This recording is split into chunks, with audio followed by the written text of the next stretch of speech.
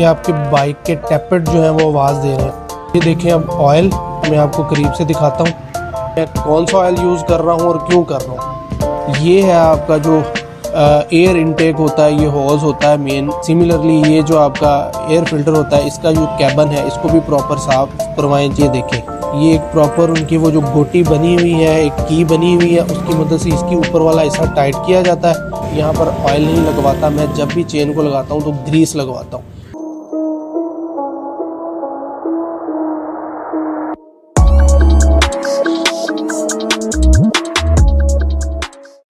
लिए जी, मैं अपने YBR की ट्यूनिंग के लिए और ऑयल चेंज के लिए आ गया हूँ मैकेनिक साहब के पास।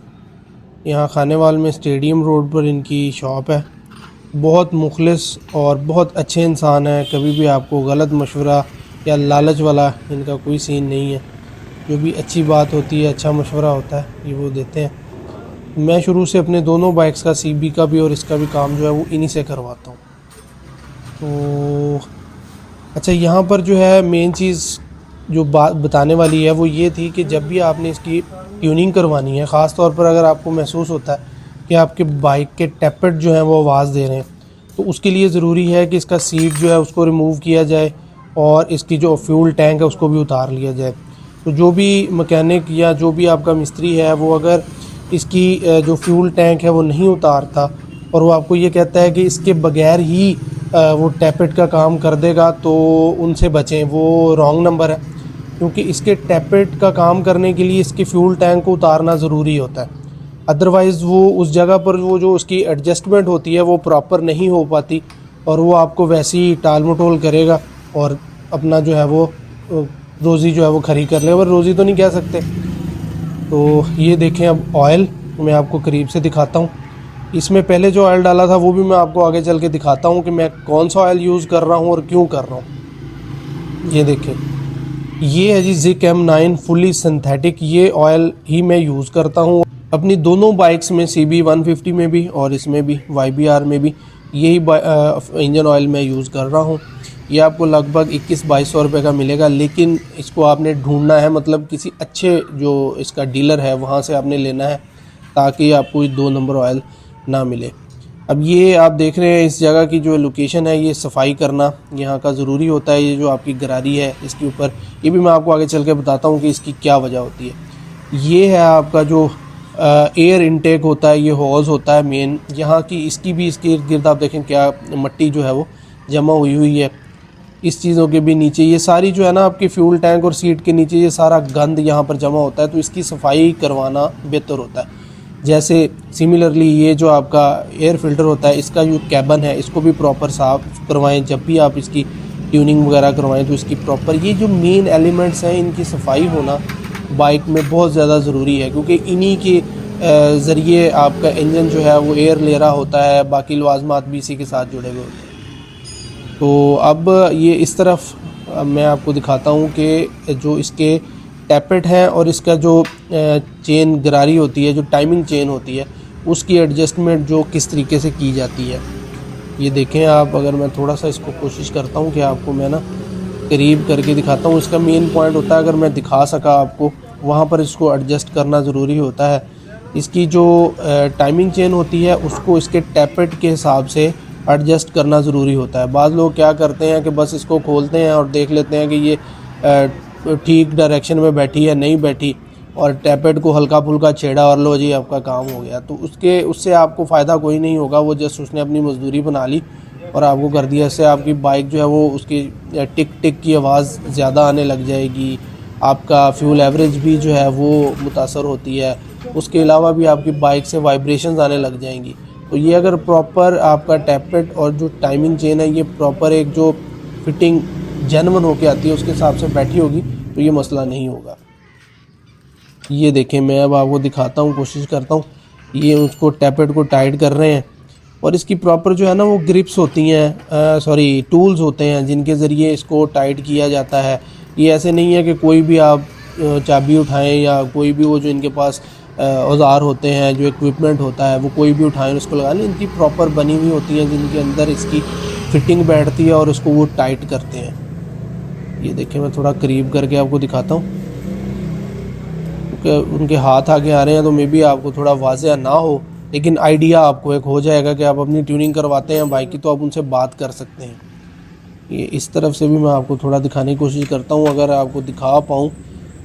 ये देखें, ये एक प्रॉपर उनकी वो जो गोटी बनी हुई है, एक की बनी हुई है, उसकी मदद से इसकी ऊपर वाला हिस्सा टाइट किया जाता है और नीचे उसको जो है वो ग्रिप करके ऊपर से उसको टाइट कर रहे हैं ताकि ये अपनी प्रॉपर जगह पर बैठ जाए और अगर इसके अंदर कोई प्ले आ रहा है तो वो प्ले ना आए।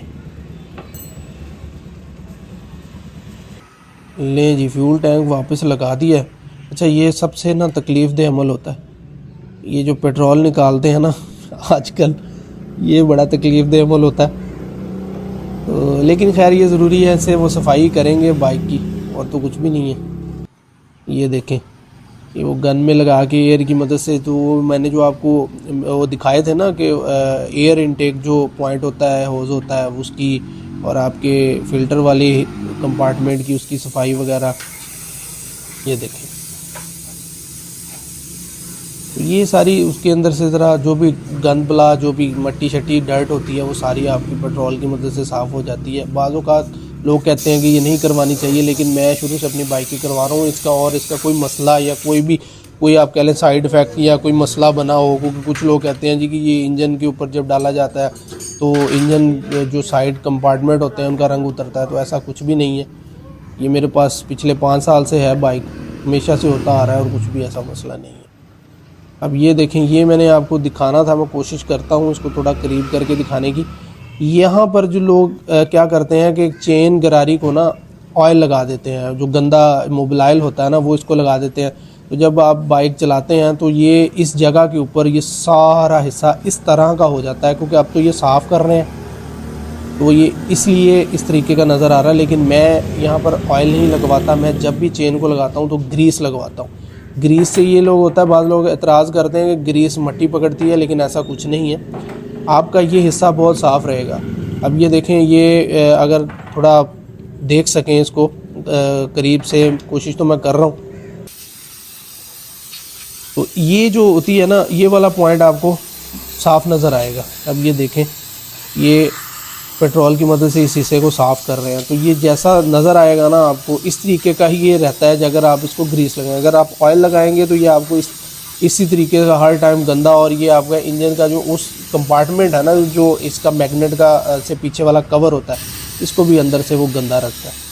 ये देखें, ये हर तरीके की ना, मतलब हर चीज़ प्रॉपर साफ़ हो जाएगी। ये देखें, कुछ बेहतर मतलब आपको नज़र आ रहा होगा, क्योंकि मैं थोड़ा दूर हूँ, ये पेट्रोल होता है तो ये बड़ा ना मुझे ज़रा एलर्जी करता है। अब ये देखें, ये पहले ऊपर वाला हिस्सा आपको नज़र आ रहा होगा, और अब देखें ये भी फ़िल्टर जो है उसको साफ़ करके, हवा जो होती है हल्के लो प्रेशर से इसको साफ़ करते हैं, और उसके बाद इसको इसकी जो जगह है वहाँ पर प्रॉपर फिट कर दिया उन्होंने। इसको आपने लाजमी, फ़िल्टर आपने हर दफ़ा जब भी आपने ट्यूनिंग करवानी है तो इसको लाजमी साफ़ करवाना है और अच्छे तरीके से साफ़ करवाना है। उनसे इंसिस्ट करें कि इसको प्रॉपर हवा से, बहुत ज़्यादा प्रेशर से नहीं, लेकिन अच्छे तरीके से इसको साफ़ करके लगाना है, क्योंकि ये बड़ा मेन है और बहुत ज़रूरी है। लें जी, ऑयल अब डालने की बारी है। ज़िक M9 फुली सिंथेटिक, ये आपको मार्केट से 2100, 2200, 2250 इस रेंज में मिलेगा, लेकिन कोशिश करनी है कि ये जेन्युइन मिले, किसी अच्छे मर्चेंडाइज से, किसी अच्छे बंदे से ये आप परचेज़ करें। और एक जो अहम बात है जो इस वीडियो में मैंने आपको बतानी थी, कि ये ऑयल आपने 3000 किलोमीटर चलाना है। कोई आपको कुछ भी कहे, कोई मिस्त्री आपको कुछ भी कहे ये इसमें नहीं डालना, ये इसके लिए नहीं बना हुआ, ऐसी कोई बात नहीं है। 3000 किलोमीटर आराम से चलाएं, सर्दी है गर्मी है कोई इशू नहीं है। आपकी बाइक, आपको ऐसा आप फील करेंगे इस ऑयल को डलवाने के बाद कि आपकी बाइक की साउंड और आपकी बाइक की परफॉर्मेंस जो है वो 3 टाइम्स बढ़ गई है। बहुत स्मूथ और बहुत प्यारी जो है ना वो आपको फ़ील देगी। इसका इंजन आपको महसूस करवाएगा कि यार मतलब कोई अच्छी चीज़ आपने मेरे अंदर डाली है। लोकल जो ऑयल होता है वो 1100-1200 रुपये का आजकल मिल रहा है, जो यामा ल्यूबा, आई थिंक मैंने तो बहुत अरसा से डलवाया ही नहीं है वो। तो इसलिए कोशिश करें कि ज़िक M9 जो है वो अपनी बाइक में डलवाएं। मेरे पास दूसरी CB 150F है, उसमें भी मैं यही यूज़ कर रहा हूँ और 3000 किलोमीटर चलवाने के बाद मैं फिर अपना ऑयल जो है वो चेंज करवाता हूँ, रैदर दैन कि आप वो जो है 1000-1100 रुपये वाला डलवाएं और हर 1000 किलोमीटर के बाद चेंज करवाएं। तो कोशिश करें। अब ये देखें, मैं शायद आपको उस तरीके से बयान ना कर पाऊँ, लेकिन बहुत ज़बरदस्त फील हो गई है बाइक। तो ये थी जी आज की वीडियो। चैनल को सब्सक्राइब करना ना भूलिएगा और कंटेंट पसंद आए तो लाइक कर दें। और अगर किसी भी किस्म का आपका क्वेश्चन है तो आप मुझसे कमेंट्स में पूछ सकते हैं, मैं आपको इंशाल्लाह उसका आंसर करूँगा। और मैं डिस्क्रिप्शन में अपना नंबर भी छोड़ दूँगा, आप मुझ पर वहाँ भी मेरे साथ कॉन्टैक्ट कर सकते हैं। अपना ढेर सारा ख्याल रखिएगा, मिलते हैं अगली वीडियो में। टिल देन अल्लाह हाफिज़।